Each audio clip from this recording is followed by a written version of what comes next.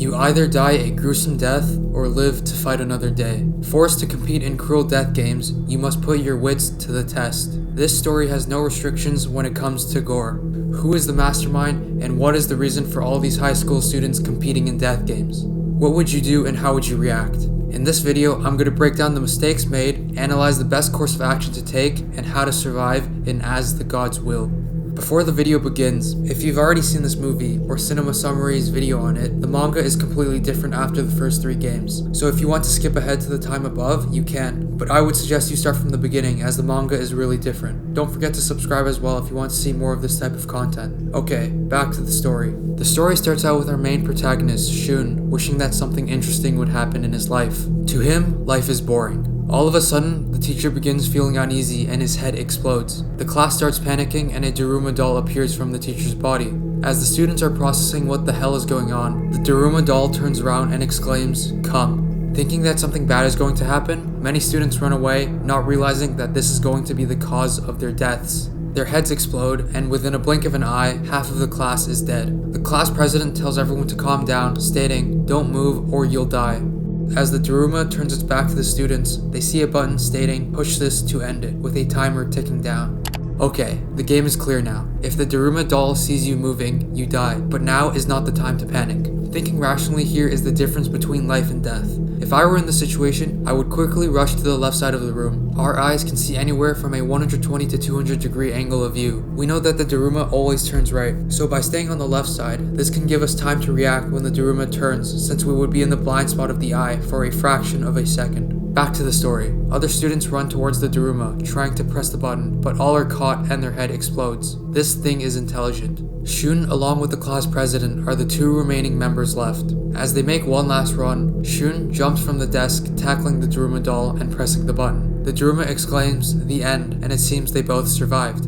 However, the president's head gets blown off, and it seems that there is only one winner in this game. The Daruma tells Shun to go to the gymnasium, where he will be playing the next death game. On his way there, he meets Akimoto, and the 2 of them head towards the gym. When they arrive, the other survivors from the other classes tells them to put on a mouse outfit in order to start the game. But before the 2 of them can put on an outfit, they all hear a sound. Suddenly, the basketball the student is holding reveals a timer, and something huge comes crashing down from the ceiling, killing the student. Everyone is in shock as they see a giant cat standing there with a basket around its neck. The students start running and the giant cat knocks them over. Shun realizes that the cat is only targeting people in the mouse costumes and tells everyone to take them off.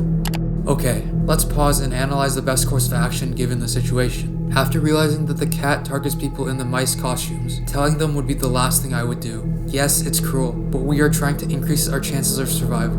I'm trusting no one but myself, and I would use others as bait to get closer to the cat to take the shot. Also, it seems like there's only a timer on 1 basketball, so trying to get other balls in the gym and shooting them in the basket seems like it wouldn't work. Kikawa here thought it was a good idea to use another basketball to complete the game. He shoots and the ball goes in, but nothing happens. So Akimoto passes the real ball to Kikawa to shoot again. As he shoots the ball, the cat catches it and throws it back at him, leading to his death. Other students are dying left and right, and it looks like it's about to be the end. But suddenly, Shun hears a voice telling him to scratch the back of the cat. Only those with the mouse costumes can hear the instructions. The cat falls asleep, but time is running low. Another student grabs the ball, thinking that there will only be one winner again, and throws a prayer shot. It's way overshot, but Shun jumps off the head of the cat and slams it into the basket. Game complete. As the ball exclaims the winners of the game, they notice that only 3 people won. Akimoto and Shun turn around to see everyone dead. They were all stabbed to death by second year Amaya Takeru. Okay, this guy is f***ing crazy, but he is also my favorite character in the series. He is as cracked as he is jacked. This guy is f***ing insane and I love it. He also seems to have taken an interest in Shun, asking him, "When do you feel alive? What do you live for?" If I were in this situation, I'd definitely befriend Amaya. This dude is super strong, and it seems like we both have a common interest of completing the game. The police swarm in, and Amaya's bloodthirst skyrockets through the roof as he starts chopping down every human in his way until he is tranquilized. Shun and Akimoto both faint and wake up in a hospital filled with survivors from all the other schools. Apparently, this event happened worldwide to every high school student and is being heavily reported through the news. At the exact same time when all of this was happening, giant cubes were flying through the sky aimed at the earth. This was just the beginning.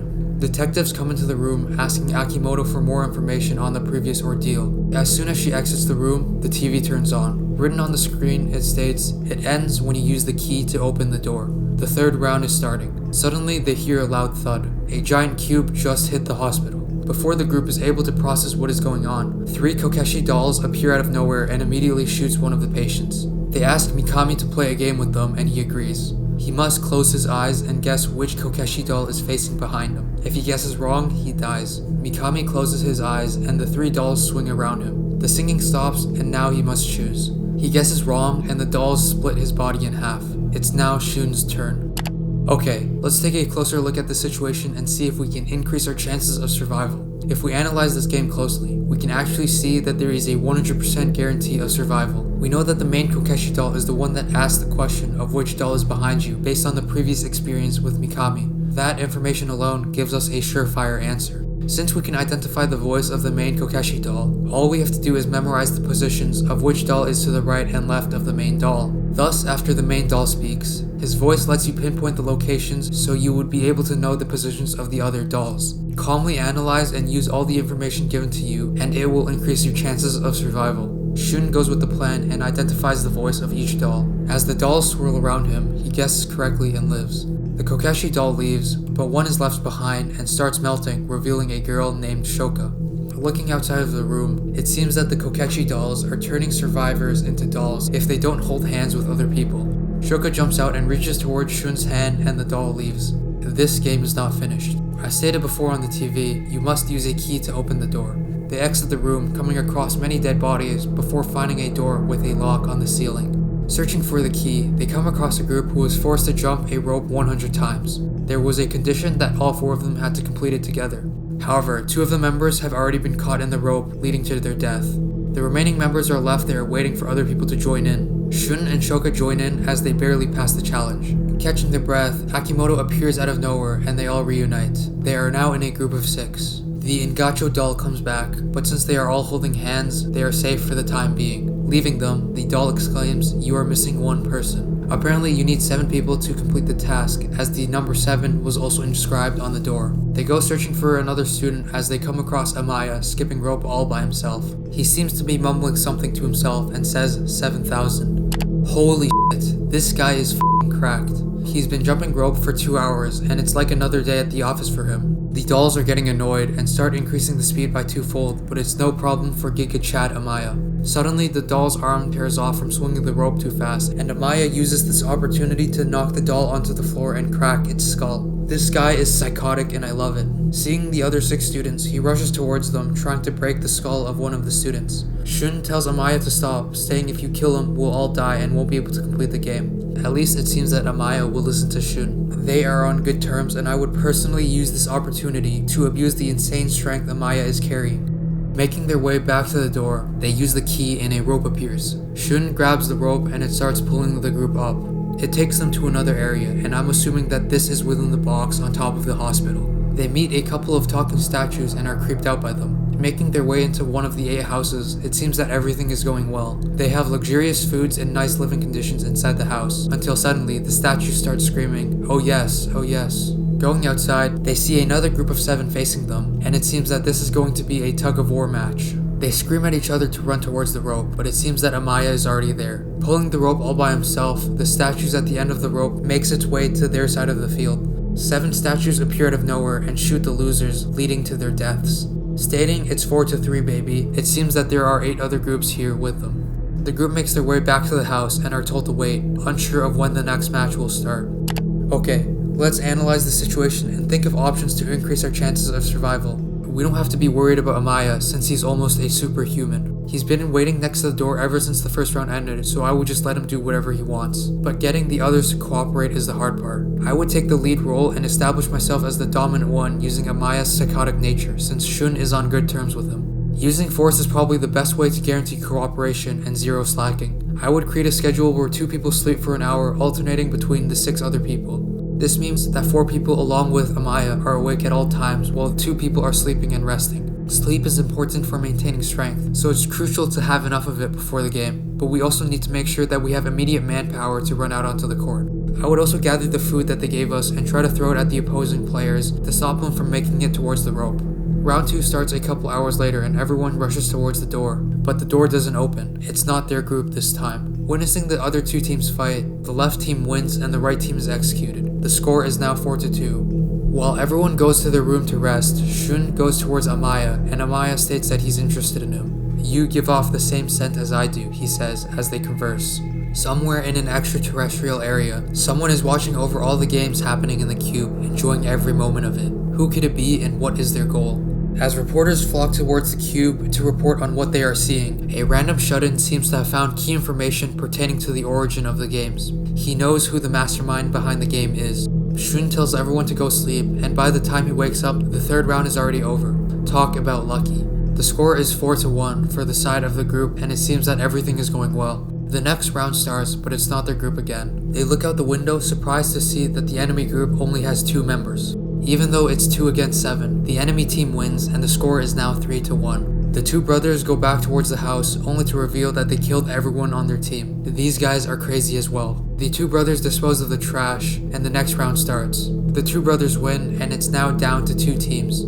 The last match is about to begin. The groups run out, but to their surprise, they don't see a rope, but instead a massive turtle. Urashima Taro appears from the turtle and summons a temple, telling them all to go inside. He tells them that it's all fun and games, as they drink, eat, and play with each other. As everyone is having a good time, Urashima tells them to pull a stick from the jar. He declares that this is the end, and everyone is happy that they survived. But as they start rising to the top of the cube, Urashima congratulates everyone for possessing intellectual power, physical strength, and creativity. But the ones who survive must possess one more factor. It is luck. The ones who drew the wrong stick die and the others live. Shoko, who had just confessed to Shun, ends up dying. Talk about cruel. This game was entirely based on luck, and there were no actions you could have taken to increase your chances of survival.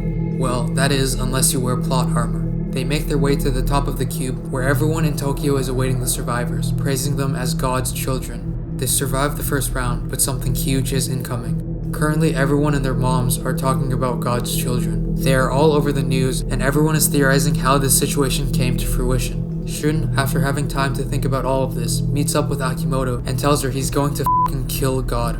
He won't stop until he exacts his revenge. I will live to kill the god. The 2 meet up with the other 3 survivors, Yukio, Amaya, and Chris, and Amaya tells them that the tests for the 108 cubes across the world have ended. All of a sudden, a dice drops out of nowhere. On top of the cube seems to be the mastermind behind all of this. The game is starting again. Amaya is f***ing ecstatic, and Shun is full of anger. The god at the top of the dice starts going on a monologue, stating the names of all 311 students who have survived in the 108 cubes.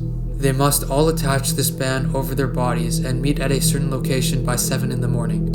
Okay, if I were in this situation, seeing as the god has some sort of supernatural power, I wouldn't disobey his orders and try to leave the game. I would go to the specified location since there's a chance I will die if I don't. The next day arrives and Shun promises her mother that he will return. They all meet at the cube and the group enters. All 108 cubes from across the world starts combining into one giant cube, and the main event is about to begin. Kamimaro, the god, tells everyone that the children who didn't come were executed and begins to explain the rules. They will be playing a series of games until one player remains. That person will become a god. The first game is a courage race. They will be racing in groups of 5 called at random. After being asked a question, they must pass the yes or no line. If guessed incorrectly, you die. If you run too slow, the enemy dolls behind you will kill you. After calling the first 5 names, they ask the question. The first athletic meet in the world was held by a French pedagogue. True or false? The contestants start running and the slow ones are immediately eaten alive. The contestant at the front believes that the answer is true and runs through the finish line, only for his body to split in half. And the remaining contestants enter through the false line and the door closes behind the last person. The dolls eat him up for breakfast. Okay, this is a pretty tricky game to win at. Let's come up with the best possible strategy to increase our chances of survival. To survive, we must pass 3 conditions. The first is to outrun the dolls chasing you. The second is to not finish last, and the third is to choose the correct goal. When analyzing the optimal play, we must take into factors that we can control. Since we can't control if we know the correct answer or not, I would act as if I knew the correct answer. I would try to finish first and sprint towards the finish line, telling everyone that this is the correct answer. This will take advantage of other people's emotions, since no one wants to finish last since they will die. They would sprint with all their might, making it hard to stop. I would control my speed right before I hit the finish line, and push one of the incoming contestants into the finish line, which guarantees my survival. Yes, this may be cruel, but this is a life and death situation, and I'm taking all the chances I have. Amaya is called up and does something similar. He grabs a contestant by the head and throws them towards the finish line. Apparently it's false, but it doesn't matter. Amaya survives. This dude is on another level and I love it. Another round starts, and this contestant tells everyone that he knows the answer because he is an astronomist. Little did they realize he was lying, and the contestant at the front dies. Okay, the later you go, the more strategies would be revealed, and by the time it's your turn, I doubt you could do anything that hasn't been done already. It's Shun and Akimoto's turn. Shun tells Akimoto to trust him as he figured out a way to beat this game. The round starts and Shun bolts for the finish line. Akimoto follows Shun and they both advance to the next round. She congratulates Shun for knowing the answer, but Shun looks confused. What do you mean? I didn't know the answer. It's only a 50% bet with my life on the line. Well, it doesn't matter anymore. I lived anyways. Okay, Shun's becoming more and more like Amaya, and I'm starting to like his character more and more. He's become increasingly intertwined with death. Mukio and Adam both finish the race. As round 1 ends, Shun meets Hirai, Shoko's sister, shortly after she passes the round and remembers why he came here, to kill God. Feeling more conviction than ever, the next round starts. For this game, everyone is split into teams based on their years. If you knock down the opposing team's pole, you win. But there's a catch. The pole that you knock down will explode and everyone within the vicinity will die. The losing team gets their whole year entirely wiped out. Okay, this is actually a pretty bad situation for Shun, since his year only has 8 people remaining, while the other years have around 20 to 30 people. They are at a massive disadvantage, but if you play your pieces correctly, it increases your chances of winning. Personally, I would put Mukio on defense, cause this guy's as solid as a rock. I would send Amaya to kill as many people possible, and if he didn't want to die, you could easily force the opposing team to take down their pole if you were strong enough. The first round is between the second and third years. Everyone is afraid of dying, and no one can bring themselves to push the poles down. Time runs out, and both teams are executed as the poles blow up. The next round is called between the first and fourth years, but all of a sudden, Shun's eyes light up, stating, "This game is the simplest one till now." No one knows what Shun is thinking as he goes and talks to Amaya. Amaya's eyes light up in ecstasy, and this guy is f***ing hyped. What could it possibly be?